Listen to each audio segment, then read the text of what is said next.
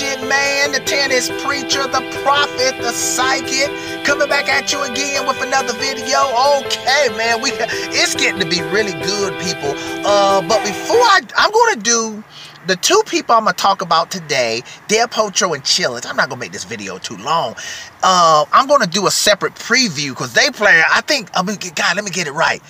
Potro, see, I'm all ready to get it wrong here. Okay, I got to see one of them is playing Fognini and the other one is playing Isner. I think Cilic is playing Fognini and I think Potro is playing Isner. But I do those separately. I don't know, it could be vice versa.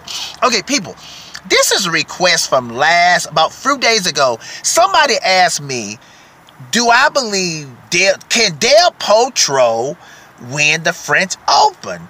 And honestly, the reason why I didn't do it, you know what, I sort of thought it was like, Potro, I said, well, maybe Potro will be gone by the 3rd round, so I won't have to do that. So that's the reason I didn't do it. I was thinking Potro will be gone, but for some reason he and Cilic are hanging around, and nobody's talking about them, and they beating everybody in straight sets. Now, we also know Cilic, which one was it in the, was Cilic? It was in the wrong, yeah. Y'all know Cilic, he made it to the semis. Cilic was beating people really easy, and Zverev barely beat Cilic, people. In that tiebreaker, it could have went either way, and probably if Cilic would have won the tiebreaker, he probably would have beat Zverev. And guess what? People, to let y'all know how serious that Cilic thing was, y'all can go back and watch it. My analysis was good, but y'all, I took Cilic to beat Zverev.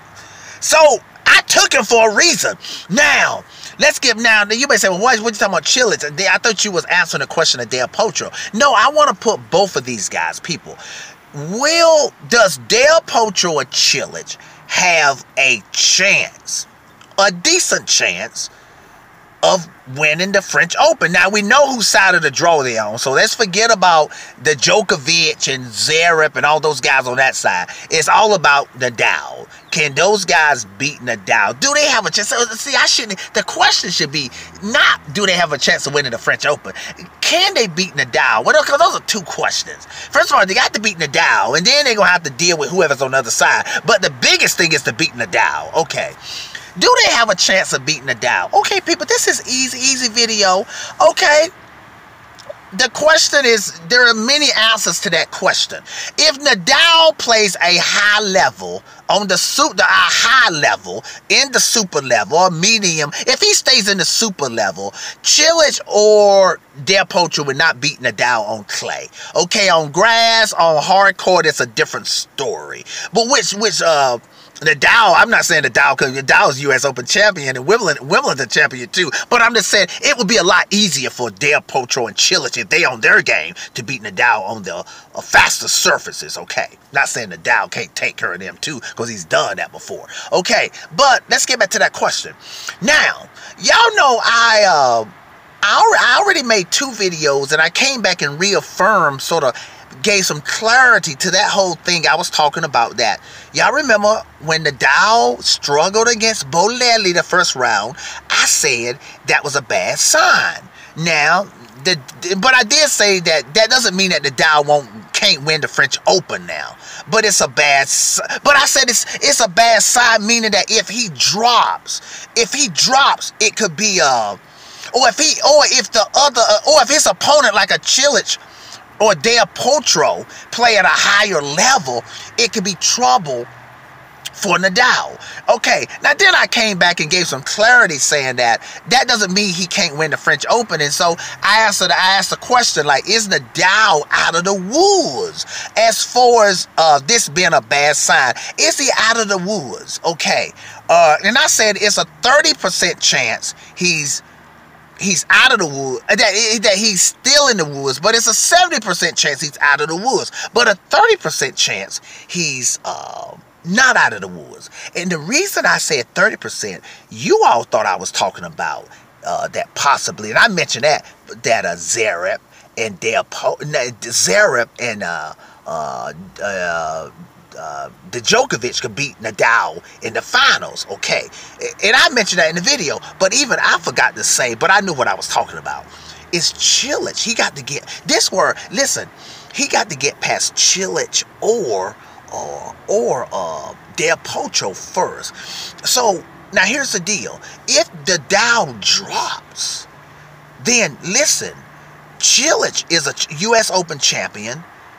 Del Potro is a U.S. Open champion. So they know how to take care of business when they get into the semis and finals and stuff. So if Nadal drops the way he did against Bolelli or something like that, or even not that low, Cilic, who's playing very well on clay, Del Potro is playing very well on clay, they know how to operate under pressure, they could take Nadal out. So the question is here. Yes, here's the question.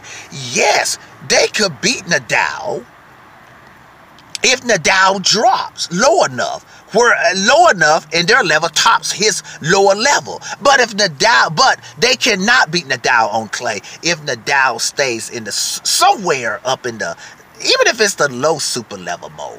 You know, long as he stays up in that super level where he can raise his level. That's what I mean by super level. Long as as long as he can raise his level, Nadal is okay. Okay, people?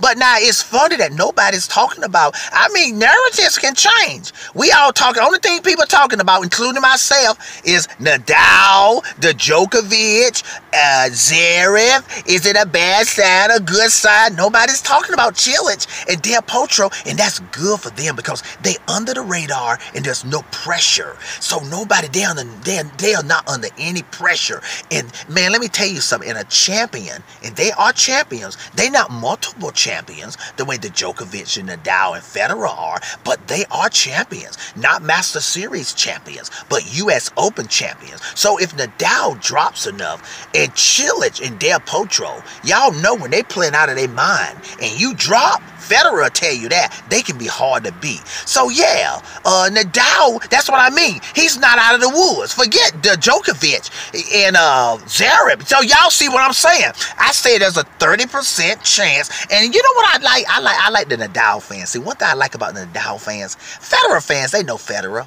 But Nadal fans, they know their boy Nadal.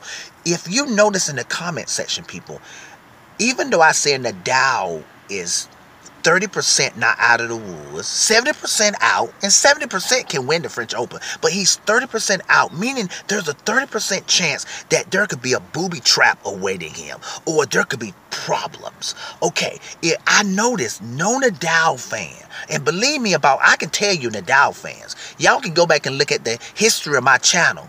When I say something Nadal fans don't like, they come on the comment section quick and they check me. I like that though. Even if they wrong, I check them back though. But the Nadal fans will check me. I don't hear, see, obviously the Nadal fans, they probably agree with me somewhat that they not going to celebrate. Even though they glad Nadal got his level up, they know what I'm saying, that there still could be some vulnerability awaiting. If a Cilic, and it could be that one match, Cilic get on, it could be Cilic gets a break in the tiebreaker, wins the first set tiebreaker, and then he pulls out the second set, and then Nadal can't get his level up. Same thing if Nadal faced Del Potro. But like I said before, Nadal fans, they seem to sort of agree with me that Nadal could be still vulnerable somewhat. Even if he got his level up, his level could still be vulnerable. Okay, people, tennis preacher, prophet, psychic, signing off. Have a good one. Last one right here. Here we go. Can I dance? What?